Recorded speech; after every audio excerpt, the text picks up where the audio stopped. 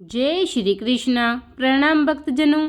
आज मैं आप सबके लिए सोमवती अमावस्या की कथा लेकर आई हूँ। सोमवार को पड़ने वाली अमावस्या को सोमवती अमावस्या कहते हैं और ये वर्ष में लगभग 1 अथवा 2 बार ही पड़ती है और इस बार यह पौष माह की अमावस्या के दिन पड़ी है। इस अमावस्या का हिंदू धर्म में विशेष महत्व होता है। विवाहित स्त्रियों द्वारा इस दिन अपने पतियों की दीर्घायु कामना के लिए व्रत का विधान है।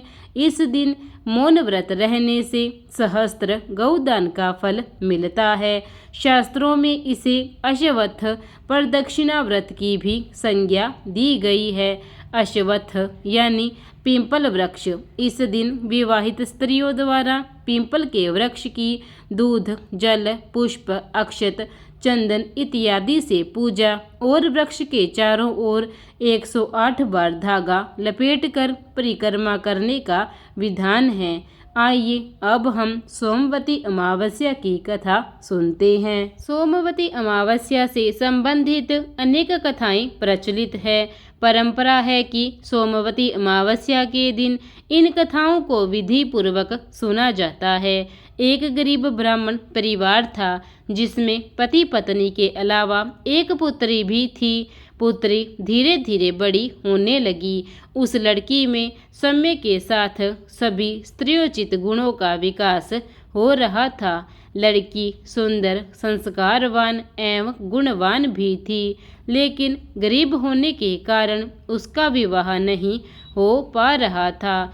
एक दिन ब्राह्मण के घर एक साधु पधारे जो कि कन्या के सेवा भाव से काफी प्रसन्न हुए। कन्या को लंबी आयु का आशीर्वाद देते हुए साधु ने कहा कि कन्या के हथेली में विवाह योग्य रेखा नहीं है। ब्राह्मण दंपति ने साधु से उपाय पूछा कि कन्या ऐसा क्या करे कि उसके हाथ में विवाह योग बन जाए। साधु ने कुछ देर विचार करने के बाद अपनी अंतर्दृष्टि से ध्यान करके बताया कि कुछ दूरी पर एक गांव में सोना नाम की धोबिन अपने बेटे के साथ और बहू के साथ रहती है, जो कि बहुत ही आचार विचार और संस्कार संपन्न तथा पति परायण है। यदि यह कन्या उसकी सेवा करे और वह महिला इसकी शादी में अपने मांग का सिंदूर लगा दे, उसके बाद इस कन्या का विवाह हो तो इस कन्या का वैधव्य योग मिट सकता है। साधु ने यह भी बताया कि वह महिला कहीं आती जाती नहीं है। यह बात सुनकर ब्राह्मणी ने अपनी बेटी से धोबिन की सेवा करने की बात कही। कन्या सुबह ही उठकर सोना धोबिन के घर जाकर सफाई और अन्य सारे काम करके अपने घर वापस आ जाती। सोना धोबिन अपनी बहू से पूछती है कि तुम तो सुबह सुबह उठकर सारे काम कर लेती हो और पता भी नहीं चलता। बहू ने कहा कि माँ जी, मैंने तो सोचा कि आप ही सुबह उठकर सारे काम खुद ही खत्म कर लेती हैं। मैं तो देर से उठती हूँ।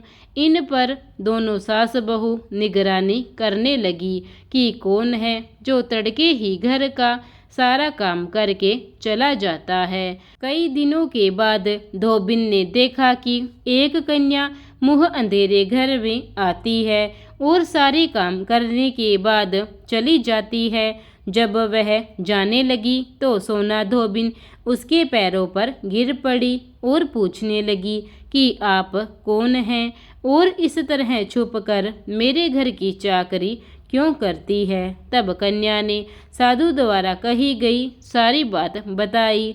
सोना धोबिन पतिपरायण थी, उसमें तेज था, वह तैयार हो गई। सोना धोबिन के पति थोड़ा अस्वस्थ थे। उस समय अपनी बहू से अपने लौट आने तक घर पर ही रहने को कहा और सोना धोबिन ने जैसे ही अपनी मांग का सिंदूर कन्या की मांग में लगाया तो उसका पति मर गया। उसे इस बात का पता चल गया। वह घर से निर्जला ही चली थी। यह सोचकर कि रास्ते में कहीं पीपल का पेड़ मिलेगा तो उसे भंवरी देकर और उसकी परिक्रमा करके ही जल ग्रहण करेगी। उस दिन सोमवती अमावस्या थी। ब्राह्मण के घर मिले हुए पुए पकवान की जगह उसने ईंट के टुकड़ों से 108 बार भंवरी देकर 108 बार पीपल के पेड़ की परिक्रमा की और उसके बाद जल ग्रहण किया। ऐसा करते ही उसके पति के मुर्दा शरीर में कंपन होने लगी। इसके बाद वे सुखी जीवन जीने लगे। इसी प्रकार सोमवती अमावस्या के दिन विवाहित स्त्रियों द्वारा इस दिन अपने पतियों के दीर्घायु कामना के लिए व्रत का विधान है और इस दिन मौन व्रत रहने से सहस्त्र गौदान का फल मिलता है। इस दिन विवाहित स्त्रियों द्वारा पीपल के वृक्ष की दूध, जल, पुष्प, अक्षत, चंदन इत्यादि से पूजा और वृक्ष के चारों ओर 108 बार धागा लपेटकर परिक्रमा करने का विधान है और धान, पान और खड़ी हल्दी को मिलाकर उसे विधान पूर्वक तुलसी के पेड़ को चढ़ाया जाता है। इस दिन पवित्र नदियों में स्नान का भी विशेष महत्व है। समझा जाता है और कहा जाता है कि महाभारत में भीष्म ने युधिष्ठिर को इस दिन का महत्व समझाते हुए कहा था कि इस दिन पवित्र नदियों में स्नान करने वाला मनुष्य समृद्ध, स्वस्थ और सभी दुखों से मुक्त हो जाता है। ऐसा भी माना जाता है कि स्नान करने से पितरों की आत्माओं को शांति मिलती है। इस दिन सुबह से ही मौन रहा जाता है। वह दान का विशेष महत्व है। इस दिन पूजा करने से पितृदोष दूर होता है, पूर्वजों को मोक्ष की प्राप्ति होती है। इस दिन पीपल वृक्ष की पूजा करना अति उत्तम माना गया है। माना जाता है कि पीपल के पेड़ में सभी देवों का वास होता है। अतः सोमवती अमावस्या के दिन से शुरू करके जो व्यक्ति हर अमावस्या के दिन भंवरी यानी कि परिक्रमा देता है उसके सुख और सौभाग्य में वृद्धि होती है। जो हर अमावस्या को न कर सके वह सोमवार को पड़ने वाली सोमवती अमावस्या के दिन 108 वस्तुओं की भंवरी देकर सोना धोबिन और गौरी गणेश की पूजा करता है, उसे अखंड सौभाग्य की प्राप्ति होती है। पीपल के वृक्ष पर शनिवार को प्रातःकाल 1 लोटा जल में काले तिल फूल डालकर चढ़ाने एवं सायंकाल के समय सरसों के तेल का दीपक जलाने, शिव चालीसा, हनुमान चालीसा, शनि चालीसा का पाठ करने से मनुष्य के सुख और समृद्धि के सभी बंद द्वार धीरे धीरे स्वयं ही खुलने लगते हैं। पीपल के पेड़ की परिक्रमा करने से जीवन में सुख व शांति आती है। पति को दीर्घायु प्राप्त होती है। जीवन में आने वाली कठिनाइयाँ दूर हो जाती है। आइए मैं आपको सोमवती अमावस्या की पूजा विधि भी बताती हूँ। सुबह मौन रहकर किसी भी पवित्र नदी में स्नान करें, इससे पितरों को भी शांति मिलती है। सूर्य व तुलसी को जल अर्पण करके गायत्री मंत्र का उच्चारण करें। तुलसी की 108 बार परिक्रमा करें। शिव की प्रतिमा पर जल चढ़ाएं। गाय को दही चावल खिलाएं। हो सके तो पूरा दिन मौन व्रत धारण रखें।